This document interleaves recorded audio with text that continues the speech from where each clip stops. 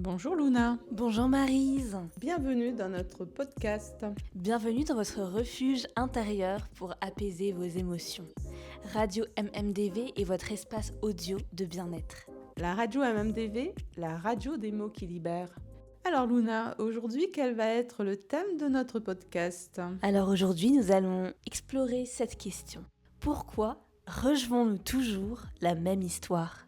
Eh oui Luna, si l'on observe les trajectoires humaines avec un regard un peu sociologique et philosophique, une chose apparaît très clairement.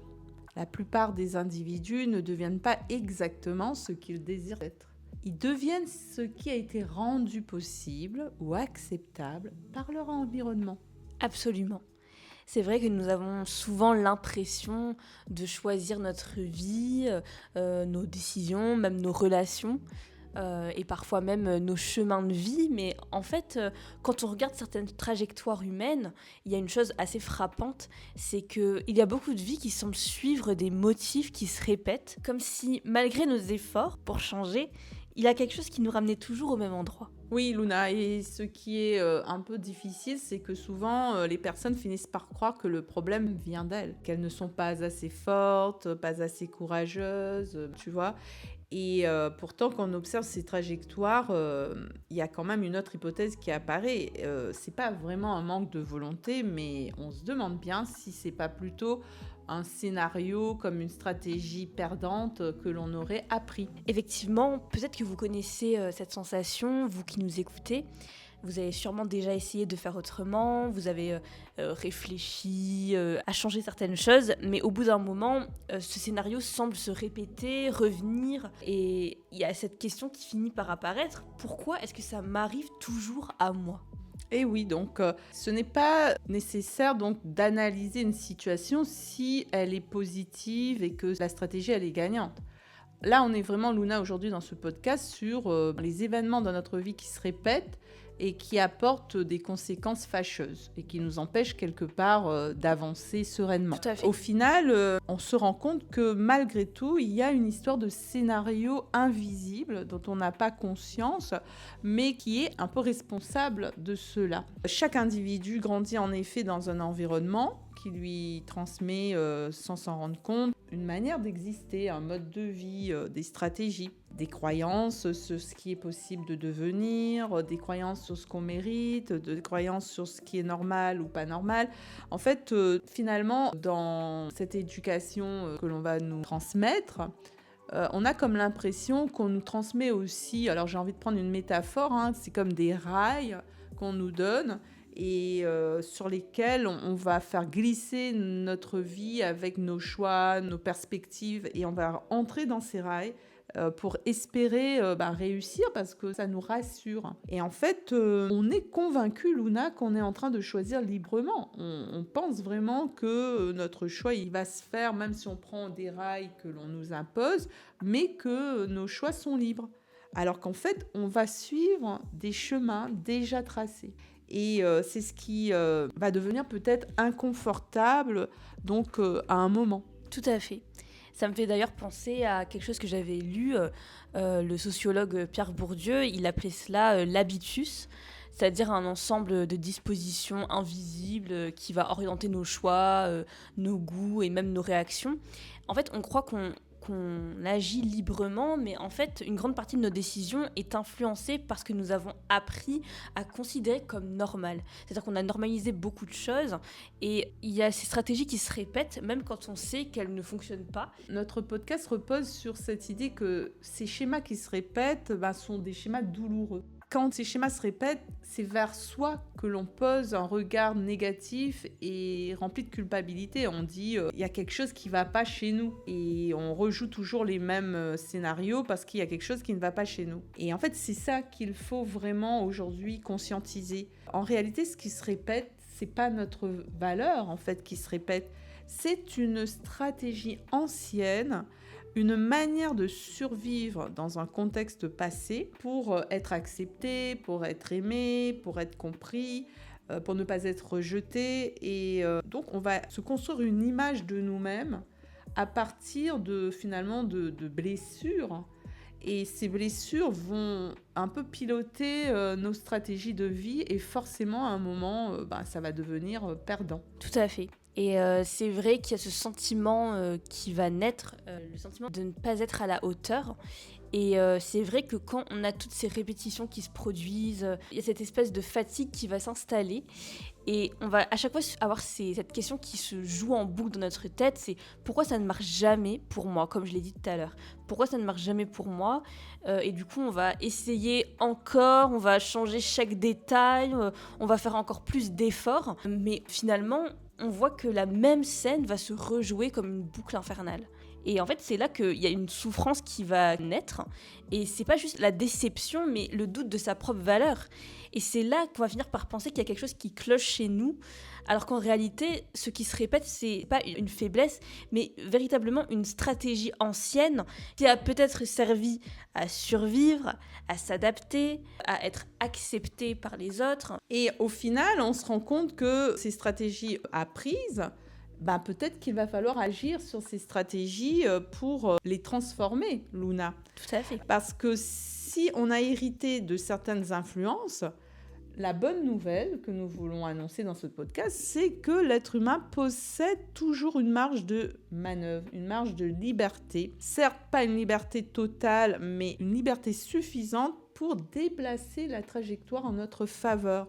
Et ce déplacement commence vraiment par une prise de conscience pour s'arrêter un moment et observer notre scénario de vie, voir où il y a des répétitions, des choses qui se répètent, comme dans une boucle temporelle infernale, et voir que dans notre vie de tous les jours, peut-être qu'on agit presque automatiquement, comme si on était conditionné par une programmation, Luna, ça va loin, une programmation complètement inconsciente, mais qui nous amène à faire des erreurs et à ne pas réussir forcément notre vie, parce que le scénario, il est invisible. Tout à fait, mais dès que ce scénario il devient visible, il cesse d'être une fatalité. En fait, changer de trajectoire, ça ne signifie pas devenir quelqu'un d'autre. On va pas changer tout chez nous, on va pas devenir une autre personne que nous-mêmes.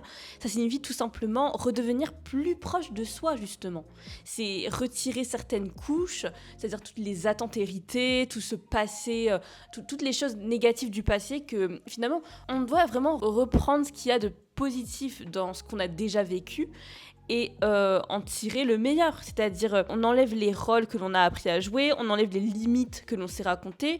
Et justement, ce changement, des fois, il commence par un geste assez simple, c'est-à-dire dire non. Finalement, il faut oser choisir un chemin qu'on n'aurait jamais osé prendre. Et peut-être même, je pense que c'est important de nous dire que certaines histoires-là, c'est bon, quoi. Ces histoires ne nous appartiennent pas, ne nous appartiennent plus. Vraiment remettre de l'ordre dans ce qui nous ressemble vraiment à 100%. Et ce qui a été des stratégies même inconscientes, mais qui aujourd'hui, ces stratégies ne font plus sens. Oui, c'est vraiment reconnaître que certaines histoires ne nous appartiennent plus et qu'au fond, une trajectoire humaine n'est jamais totalement écrite. Parce qu'en fait, une trajectoire humaine, elle est faite de tout ce qu'on vit au jour le jour, de notre vécu, de nos expériences. Mais en fait, parfois, on peut avoir une belle opportunité de recommencer à zéro. Mais si on reprend plusieurs témoignages de personnes qui parfois ont même changé de pays, ils se sont dit, par exemple, à La Réunion, ça va pas, je vais déménager à New York. Et finalement, quand ils arrivent à New York, il y a la nouveauté du lieu, de l'environnement, mais ils se rendent compte au bout d'un moment, ça recommence. Ils rejouent la même boucle défavorable. Parce qu'en fait, il y a juste à l'intérieur de nous une programmation dans notre manière d'agir et de penser, ce qu'on va penser de nous-mêmes dans le silence, du dialogue intérieur, en se croyant pas capable, en se disant là si je montre que je suis capable, on va plus m'aimer, ou alors là si je me montre fort, peut-être que j'aurai pas d'aide, ou alors quand j'étais petit ou petite, on me disait toujours si tu ne pleures pas, tu auras pas d'aide, tu auras pas ce que tu veux, donc on va s'imaginer faible pour pouvoir obtenir ce qu'on veut, tu vois. C'est vraiment se reprendre un peu ce schéma de l'enfance, les petites phrases comme ça sur lesquelles on s'est construit, et se faire une remise à zéro. Certes, peut-être qu'à cette époque-là, ça a fonctionné, mais je suis pas sûre que ça a vraiment fonctionné, mais surtout on a cru que ça avait fonctionné. mais se dire, si je fais le choix d'une nouvelle trajectoire, je ne vais pas m'encombrer des stratégies perdantes qui sont dans mon histoire de vie. Je ne les rejoue plus. Ça veut dire que pour que je puisse ne plus les rejouer, il faut déjà que je puisse les conscientiser, les observer et les dépasser. Tout à fait. La prise de conscience, c'est vraiment quelque chose qui va nous déployer. Et à partir de là, il y a une question qui apparaît, Luna. Une question, on va même dire que c'est une question presque vertigineuse. Si je ne rejoue plus les anciennes stratégies, qu'ai-je donc envie de devenir ? Waouh, c'est vraiment une belle question, très profonde, très philosophique et très importante surtout. Être ce que l'on a envie d'être. Être ce que l'on a envie d'être, ça ne signifie pas devenir quelqu'un d'autre, attention. Ça signifie souvent retirer les couches qui ont été ajoutées, c'est-à-dire ce qu'on disait tout à l'heure, toutes ces peurs, tous ces rôles, tout ce passé, et vraiment s'enrichir de nos expériences, de ce qu'on a vécu, donc tout ce qu'il y a de positif, et justement se dépouiller de tout ce qui n'a plus lieu d'être, des schémas qui ne s'emboîtent pas en nous, et enlever les limites qu'on s'est racontées. En fait, la liberté intérieure, ce n'est pas une absence de contrainte, attention, c'est vraiment la capacité de reconnaître ce qui nous influence et de choisir ce que nous voulons garder, parce qu'effectivement, on vit en plus dans une société qui est, voilà, on est facilement influençable, et on peut très vite perdre finalement l'essence de qui l'on est, on peut perdre notre libre arbitre, et parfois même dans ce qu'on va aimer, on se demande si c'est véritablement ce qu'on aime, ou si c'est pas influencé par une tendance ou influencé par ce qu'on a vu, etc. Et je pense que c'est vraiment une reconnexion à ses sens. Quand on va boire quelque chose, manger quelque chose, ou aller quelque part, ou vivre sa vie, choisir un métier, il faut vraiment que tout à l'intérieur de nous s'emboîte avec cette chose-là. Si je reviens à mon exemple de tout à l'heure, je déménage à New York, j'arrive, tout s'emboîte en moi à travers mes 5 sens, je vais le percevoir. Ça me remet dans des nouvelles habitudes, je change, je suis différente. Est-ce que ça s'emboîte en moi ? Et ça, tu vois, quand on voyage, par exemple, c'est incroyable. Moi, j'ai voyagé parfois dans certains pays où quand je suis arrivée, malgré le fait d'avoir étudié cela dans des guides touristiques, quand je suis arrivée, ça ne vibrait pas en moi. Je trouvais que voilà, c'était un site avec des lieux touristiques, certes, mais il n'y a pas eu un effet à l'intérieur de moi de dire « Waouh, ça s'emboîte, j'aimerais bien habiter là ». Et alors qu'il y a d'autres pays où, franchement, parfois, c'était même étrange parce que j'avais presque l'impression de me reconnaître dans chaque lieu et que quand j'entrais quelque part, il y avait à l'intérieur de moi quelque chose qui faisait que, waouh, j'étais totalement en harmonie et identifiée à ce que j'avais sous mes yeux. Et ça, c'est quand même important de se connecter à ses sens pour ressentir la vie. Je pense que c'est quelque chose qu'on devrait tous essayer de faire avec notre vie, prendre des éléments de notre vie et comprendre en fait si c'est véritablement des choses qui s'emboîtent en nous, si ça nous fait vraiment quelque chose de positif à l'intérieur de nous. Alors finalement, c'est quelque chose qu'on peut appliquer à tous les éléments de notre vie, de ressentir en fait là où on en est et de voir qu'est-ce qui vibre et qu'est-ce qui ne vibre pas. C'est un déplacement progressif, c'est vraiment petit à petit qu'on construit tout cela. Des petits pas de côté, comme ils disent, comme dans les danses. Absolument. Si tu as l'habitude d'avancer tout droit, tu bifurques. Par exemple, si tous les matins tu prends le même chemin, et ce jour-là, tu dis non, mais je vais tourner à droite et finalement, tu découvres une trajectoire différente. Et même pour te rendre à ton boulot, finalement, tu dis waouh, mais pourquoi je suis pas passée par là, là c'est pas mal non plus. Tu vois, sortir des habitudes, comme tu disais tout à l'heure, c'est renouveler son regard finalement sur notre quotidien.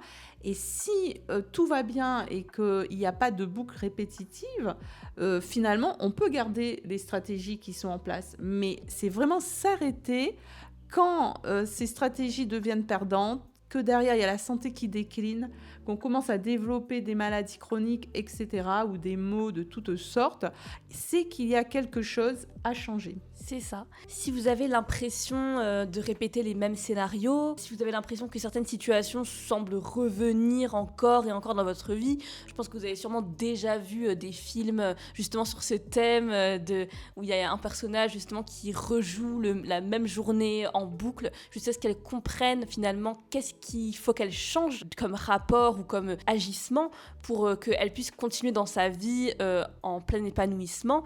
En fait, c'est exactement la même chose dans notre vie, c'est-à-dire que parfois, quand il y a des situations qui se répètent, des fois, c'est des petites choses. L'univers fait que ça se répète pour nous faire prendre conscience qu'il y a quelque chose à bouger dans notre vie pour avancer et être dans un épanouissement total. Et donc, peut-être que la question n'est pas « qu'est-ce qui ne va pas chez moi ?», mais plutôt « quelle histoire suis-je en train de rejouer sans m'en rendre compte ?» Si c'est une boucle répétitive, pourquoi cette histoire se répète sans cesse ? Qu'est-ce qu'elle m'apprend de moi ou même de quelque chose qui est dans ma vie ? Il y a comme quelque chose à clarifier, il faut redonner du sens. Tout à fait, c'est le mot. Et je pense que justement, il est important de ne pas se laisser aussi finalement perturber par les commentaires extérieurs. Tout ça, c'est un travail entre soi et soi. Les commentaires des autres, c'est pas ce qui nous fait avancer. C'est plus se revenir justement. En fait, là, c'est vraiment un travail entre nous-mêmes. On a un tête-à-tête avec nous-mêmes en se posant ces questions-là pour notre propre évolution. Oui, parce que cette liberté ne consiste pas à échapper à toute influence ou à toute relation. C'est pas ce qu'on est en train de dire. Ce serait même impossible, je pense.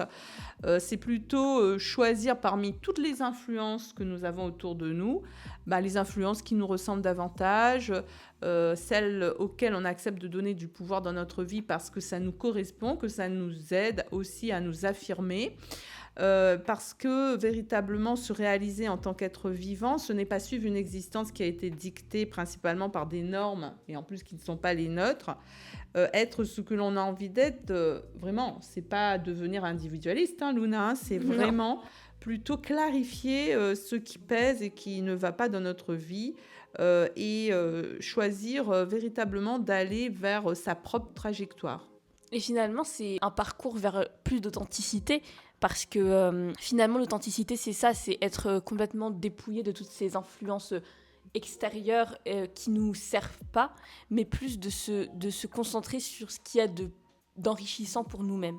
Et donc, pour terminer ce podcast, nous avions envie de vous proposer donc, un petit exercice à faire juste après avoir écouté tout ce qu'on était en train de dire.